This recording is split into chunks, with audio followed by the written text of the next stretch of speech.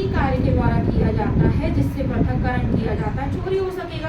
अब इसमें भी मूवेबल प्रॉपर्टी के बारे में बताया है। क्या बताया है कि अगर आप किसी प्रॉपर्टी को जो कि पहले अटैच थी कहीं पे, वहां से आप उसको हटा रहे हो एक साथ में, मान लीजिए कोई पेड़ खड़ा हुआ है, पेड़ को आप कैसे ले जाओगे, चोरी का वैसे पेड़ नहीं हो सकता, लेकिन जो ही आप उसको हटा देते हो, जैसे उसका तना काटते हो, उसको पृथक कर देते हो, वहां से हटा देते हो, जो ही वो प्रॉपर्टी कैसे हो जाएगी, चोरी का विषय हो जाएगा।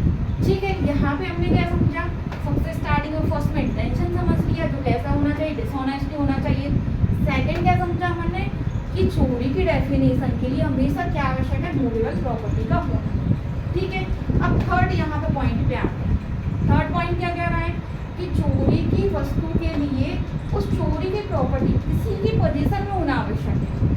अगर मान लीजिए पोजीशन आप समझते हो किसी के कब्जे में होना, ठीक है, अगर कोई ऐसी वस्तु है जो किसी भी व्यक्ति के कब्जे में नहीं है, मान लीजिए अगर कोई आप कहीं बाहर जा रहे हो, आपके कोई रोड पे एक चीज पड़ी हुई मिलती है, मान लीजिए पैसा मिलता है, किसी का बैग मिलता है, वो किसी व्यक्ति के कब्जे में नहीं है, तो आपने क्या करा, अगर आपने वो पैसे उठा लिए, आपने वो बैग उठा लिया, तो आपने क्या चोरी की, नहीं की। यहाँ पे थर्ड पॉइंट क्या कह रहा है कि अगर आप किसी वस्तु की चोरी करते हो तो वह वस्तु किसी भी व्यक्ति के कब्जे में होना अति आवश्यक है, तभी वह क्या कहलाया जाएगा, चोरी कहलाई जाएगी। अगर मान लीजिए किसी व्यक्ति के कब्जे में नहीं है, तो यहाँ पे अदर ऑफेंस तो बन सकता है, लेकिन यहाँ पे वो चोरी नहीं होगी।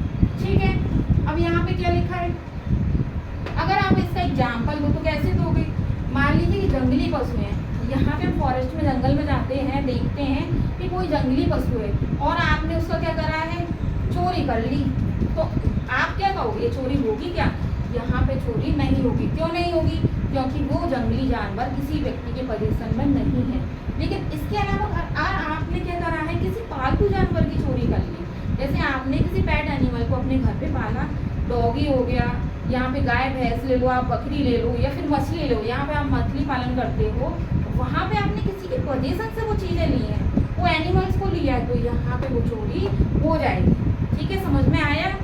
अब यहाँ पे फोर्थ पॉइंट पढ़ते हैं। फोर्थ पॉइंट क्या कह रहा है कि चोरी के लिए आवश्यक क्या है कि आपने वो प्रॉपर्टी उसके कब्जे में से उसकी सहमति के बिना ली है। अगर आप किसी व्यक्ति की प्रॉपर्टी है, उसी के कब्जे में से ले रहे हो और उसकी सहमति से ले रहा हो, तो यहाँ पे चोरी नहीं होगी। लेकिन उसकी सहमति के बिना आपने वो प्रॉपर्टी ले ली, यहाँ पे सहमति कैसे हो सकती है, तो यहाँ पे एक्सप्लेनेशन 5, मतलब आपको यहाँ पे धारा 303 चोरी जहाँ पे डिफाइन किया है उसका स्पष्टीकरण नंबर 5 पढ़ना होगा। उसमें क्या लिखा है, ये चलिए हम पढ़ते हैं।